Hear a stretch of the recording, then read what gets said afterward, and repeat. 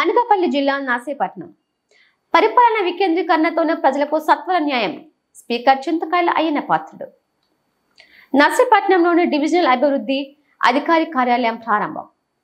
Virtual విధానంలో 70 కార్యాలయాలను ప్రారంభించిన deputy CM Pawan Kalyan. ఉపాధి హామీ నిధులతో సాగునీటి కాలువలకు సిమెంట్ లైనింగ్ చేపట్టాలని స్పీకర్ సూచన.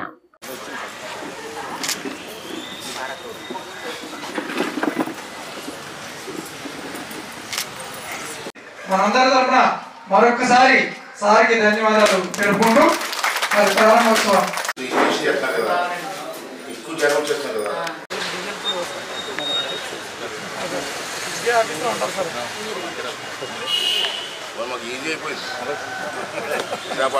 అనకాపల్లి మీరు రివ్యూ చేస్తారు. మళ్ళీ అందరూ కలిసి అనకాపల్లి వెళ్ళాలి. మళ్ళీ అనకాపల్లి వెళ్ళాలంటే ఉదయం బయలుదేరాలి, రాత్రి రావాలి. ఒక రోజంతా ఈ జర్నీలోనే పోతుంది. అంచేత దీన్ని కొన్ని స్థాయిలుగా డివైడ్ చేయాలని చెప్పి పవన్ కళ్యాణ్ గారు, పంచాయతీరాజ్ మినిస్టర్ గారు, చంద్రబాబు నాయుడు గారు ఆలోచన చేసి కొన్ని కొత్తగా కొన్ని ఏర్పాటు చేస్తే పరిపాలన సులభంగా ఉంటుంది, టైం కలిసి వస్తుందనే ఉద్దేశంతో కొత్తగా కొన్ని డివిజన్లు ఏర్పాటు చేయాలని చెప్పి డిసిషన్ తీసుకున్నారు. దాని ప్రకారంగా ప్రభుత్వం నిర్ణయం తీసుకొని అంచేత రాష్ట్ర వ్యాప్తంగా ఈరోజు 77 కదమ్మా, 77 డివిజనల్ ఆఫీసులు ఏర్పాటు చేయాలని డిసైడ్ చేశారు. ఈ 77 డివిజనల్ ఆఫీసులు ఒకే రోజు ఓపెన్ చేయాలని చెప్పి నిర్ణయం తీసుకొని మరి ఈవేళ ఓపెన్ చేస్తారు.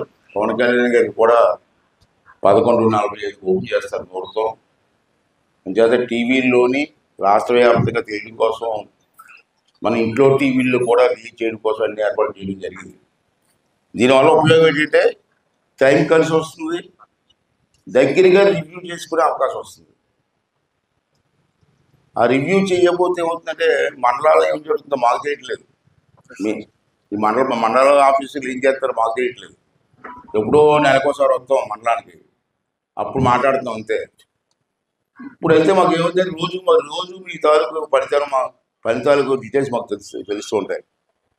అప్పుడు మాకు మేము ఇవ్వాల్సిన సూచనలు మేము ఇస్తాం, మీరు ఇవ్వాల్సిన సూచనలు మీరు ఇస్తారు.